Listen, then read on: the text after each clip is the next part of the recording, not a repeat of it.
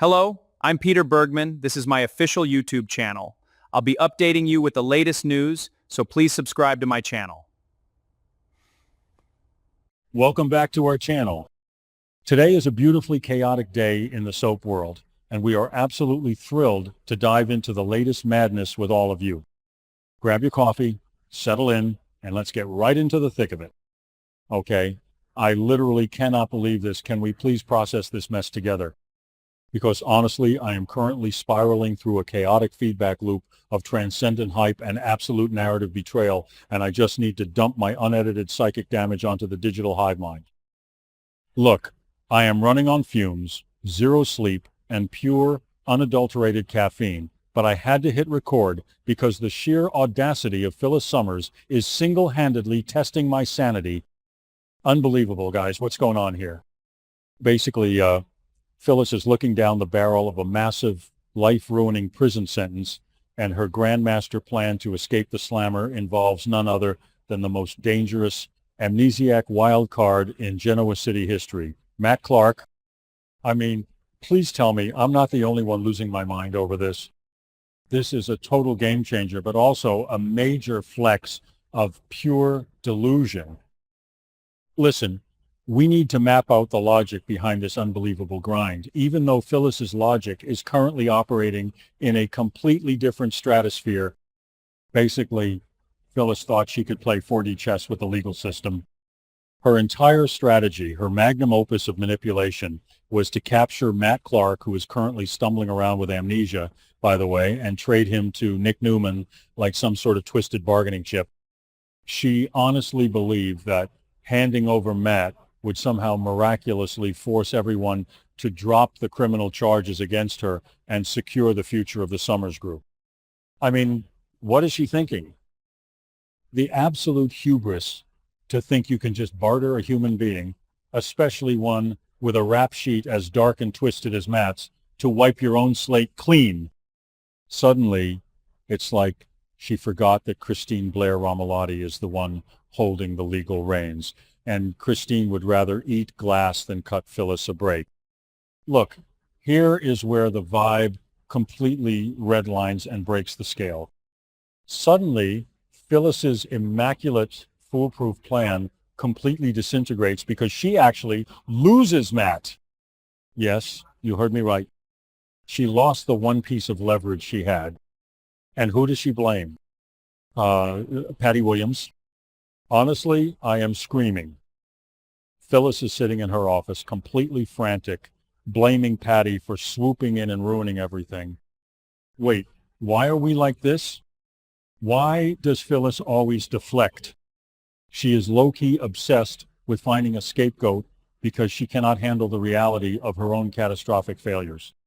She is out here trying to out-crazy Patty Williams, which is basically an impossible task. Patty is a rogue agent of chaos, and Phyllis completely underestimated the sheer unpredictability of a woman who operates on pure vindictive instinct. Might delete this later, but I seriously can't stay silent about this anymore. The scene in Phyllis's office is giving me absolute palpitations. Lauren Fenmore Baldwin is standing there looking at her best friend like she has completely lost her grip on reality. Lauren is trying to be the voice of reason, which honestly is a full-time job when you're dealing with Phyllis.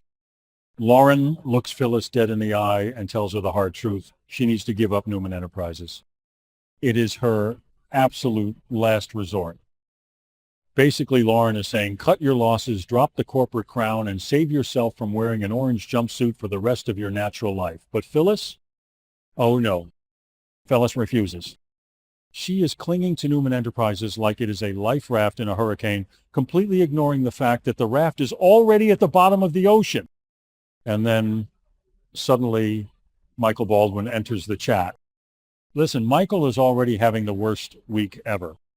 We literally just saw this man day drinking at the GCAC because he is so stressed out from defending Victor Newman's unhinged yacht-stealing antics to Nikki. The man's liver is crying out for help, and now he has to walk into Phyllis's office and deal with this absolute nuclear meltdown. Michael completely agrees with Lauren. He tells Phyllis straight up that she needs to surrender Newman Enterprises. He is offering her the only viable legal strategy left on the board. But Phyllis looks at him, completely devoid of reason, and flat out refuses. She basically screams that she will not give up the only thing she has left. I am losing it. How can she be this stubborn? She is literally standing on the tracks. The train is blaring its horn, and she is arguing about who owns the train. Whoa, I've really gone off chasing butterflies into another dimension. Bringing the signal back, let's stick to the script. Actually, wait, I can't even stick to the script because the collateral damage here is just too massive. Look at Daniel Romalotti. Her own son, Daniel, is currently trapped in the absolute worst crossfire imaginable. He is already panicking because Danny is missing, and now he is stuck acting as a mediator in this apocalyptic war between his mother and Christine. Honestly, Daniel must be exhausted. He is exchanging information with Christine, trying to figure out where his dad is, while simultaneously dealing with the fallout of Phyllis's failed Matt Clark kidnapping plot. Basically, Daniel is furiously realizing that his mother will never, ever change. She will always choose the toxic, illegal machination over peace. Listen, let's do an immersive deep dive into the psychological fallout of Phyllis Summers right now. Why is she clinging to Newman Enterprises so desperately? Honestly, I think it's because if she loses that, she has to face the void. She has to face the reality that she has alienated her children, ruined her reputation, and is facing hard time. Newman Enterprises isn't just a company to her, it's a shield. But the shield is made of paper. She thought she could use Matt Clark as the ultimate trump card. But Matt is a dangerous, untrusting figure who just rejected Patty's romantic advances in the park and is trying to flee Genoa City completely on his own. Phyllis never understood the volatile nature of the weapon she was trying to wield. She thought Matt was a pawn, but Matt is a wild card, and now Patty has sold him out to Victor Newman anyway. Wait, I might be contradicting myself. Maybe Phyllis is actually a tragic genius? No, absolutely not. I take that back.